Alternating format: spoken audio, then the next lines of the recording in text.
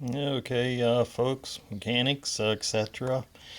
Working on this cart again, got that steering rack in, and that knuckle still seemed to have a binding problem. So since then I've put 3 new tie rod ends on. The other ones weren't loose but seemed to be binding, and so I put 3 of those on.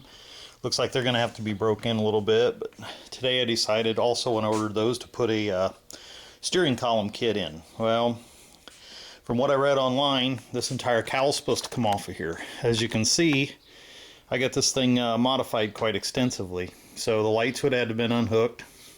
Up in the top of the cart here, I got speakers, I got lights up there.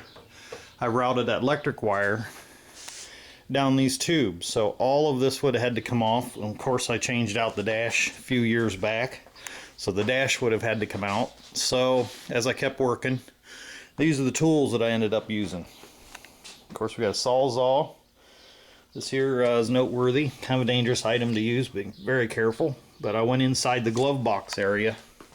That's where I have my radio, but I went inside this glove box area and I cut a hole in the side of there. This thing never gets run out in the rain, but the flap is still in there, so I can leave it back down and close it back up. But by cutting that flap out of there, I was able to get to those bolts and get them out of there without removing the whole dash.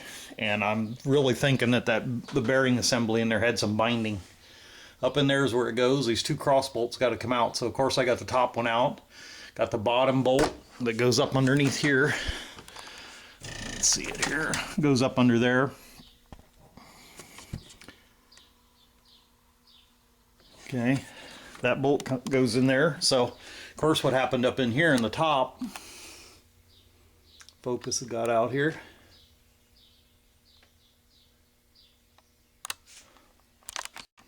Okay, sorry about that focus getting out. Alright, here.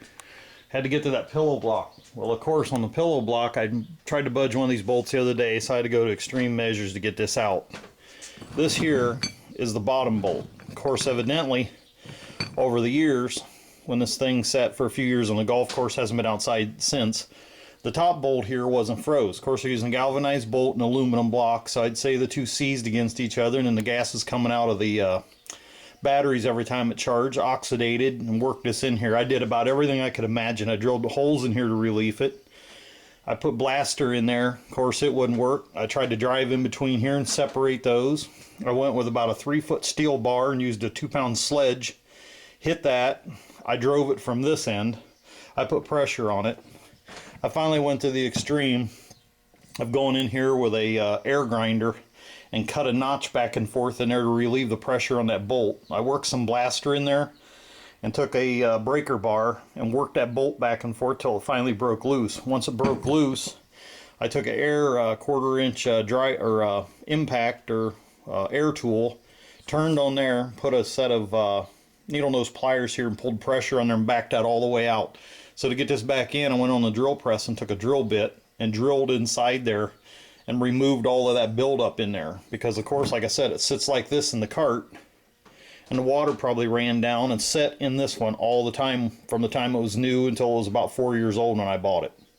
So the holes didn't work, but I don't think I've reduced any pressure here because this is wedged in between the side rails of the cart. There's a bolt up there, a bolt on the top, and there's 2 in the back. So the pressure points are still intact here. All I had to do was cut and relieve that. I didn't see any other way of getting it out, and if I'd have pulled hard enough on that bolt and twisted that nut head off, this end wouldn't have came out of the frame. It would have still been stuck in there, and it was going to be hard to get in there to cut that end off. So it was worth about an hour's worth of work to cut and relieve that pressure in there. And what I used here, of course, is an air tool.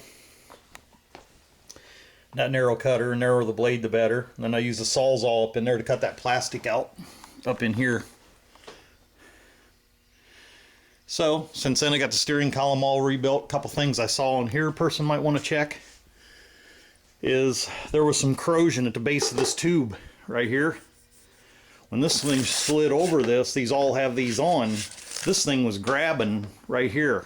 I took sandpaper and sanded it all off. And also what I did to make this slide nice, I put car wax on there before I put this tube back on. But this thing spins real, it seems like it's free now, so I'm going to hook her back up and we'll see what happens, but quite extreme to get that out of there, but it had to be done. Just thought I'd stick a little clip in here. Since I'm working by myself, I use these straps right here to support the steering wheel while I was putting that block in. When you go between these frame rails, that block really goes back in there kind of tough.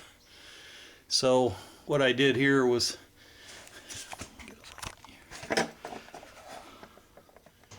see it back up in there. What I did, I took a big wrench on this rail right here and pulled apart until I got it in there. And the other thing is, with that down through the frame, those back 2 bolts, you can put those in and tighten that block together.